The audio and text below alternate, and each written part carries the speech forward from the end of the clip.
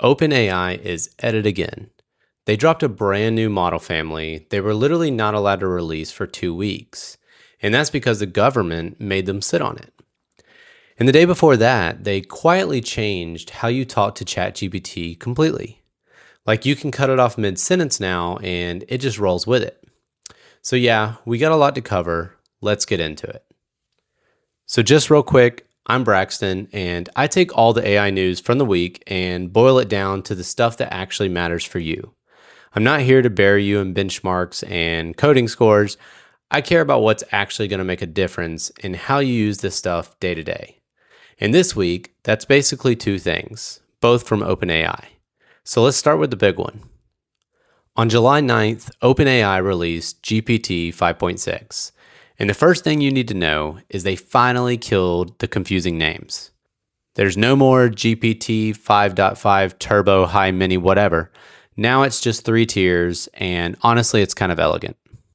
There's Soul, which is the big flagship, the smart one. And then there's Terra, which is the balanced everyday one. And then there's Luna, the fast, cheap one. Now, here's the part that's actually a little wild. This model was basically done a couple weeks ago, but OpenAI only handed it to a small group of trusted partners because the US government asked them to hold off while it got pressure tested for cyber and safety stuff. So for about 2 weeks, this thing existed and almost nobody could touch it. But now it just went fully public. And the pitch this time isn't it crushes every benchmark, it's you get way more for your money. The cheap tiers now basically do what last quarter's flagship did. On OpenAI's own numbers, the little models, Terra and Luna, they beat one of Anthropic's top models at around 1/16th of the cost. A 1/16th. That's the whole story here. The floor just came up and it came up hard. Now, I always reserve my judgment on benchmarks until I actually use the thing myself. Numbers on a slide are numbers on a slide, but the direction is what matters to you. Cheaper and better at the same time is exactly the trend that makes this stuff actually affordable for normal people and small businesses. Oh, and 2 new buttons worth knowing. There's a Max, which just lets it think longer on harder problems.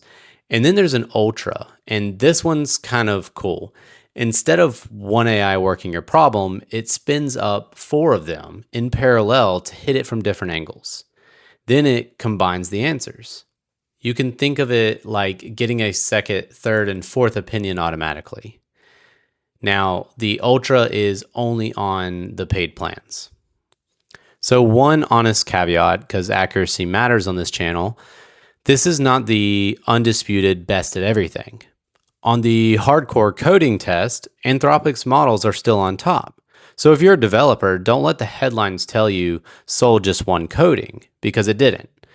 It's the best all-arounder, especially for the money. Okay, so we're not done with OpenAI yet, because the day before all of that, they shipped the thing I think you'll actually feel more.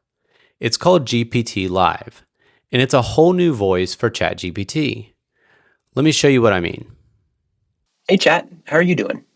I'm doing all right, thanks. What's on your mind? I'm good. It's one of those weeks when I'm already thinking about the weekend, you know? Right. I kind of want to get out, maybe take a hike. Actually, what's a good trail in Golden Gate Park? Strawberry Hill Loop is a great one. Easy, pretty shaded, not too long. Feels like a nice reset. So you know how right now talking to ChatGPT's voice mode is kind of turn-based. You talk, you wait. It talks, you wait. It's basically a walkie-talkie. GPT-Live throws that out. It's what they call full duplex, which just means it can listen and talk at the exact same time, like a real person. So now you can cut it off mid-sentence with a follow-up and it adjusts. You can go quiet for a second to think, and instead of jumping in to fill the silence, it just waits. It even throws in little hmms and yeah, so you know it's following you. And here's the clever part. Under the hood, GPT-Live handles the talking, but when you ask something hard that needs real thinking or a web search, it hands that off to a bigger model in the background, and it keeps chatting with you while that works. So the conversation never stalls. It's basically a fast talker with a smart friend it can call anytime. There's also a nice little touch. While you're talking, it can pop up visual cards up on the screen.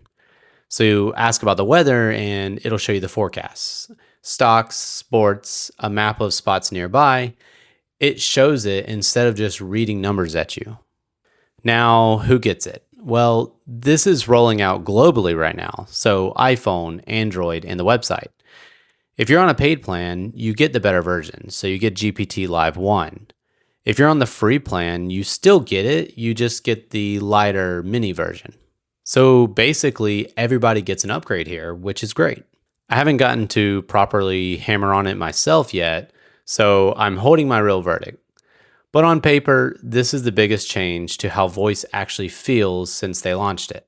And for the 150 million plus people using ChatGPT voice every week, that's a pretty big deal. So let's step back a second. What's the actual takeaway for you? Well, two things. One, AI is getting cheaper and smarter at the same time, which means the free and cheap tiers you're probably already using are quietly getting a lot more capable without you lifting a finger. And two, talking to it is about to feel less like commanding a robot and more like just talking. You put those things together, and this is basically OpenAI trying to make ChatGPT feel less like a tool and more like something you just have a conversation with. So I told you it was a big week, and we didn't even have to leave OpenAI to get there. But honestly, that's kind of every week now. This stuff is moving so fast that what felt like cutting edge a month ago is already yesterday's news. And that's the whole reason this channel exists. So if you want to keep up with AI without drowning in it, this is the place to be. Again, I'm Braxton, and I will see you in the next video.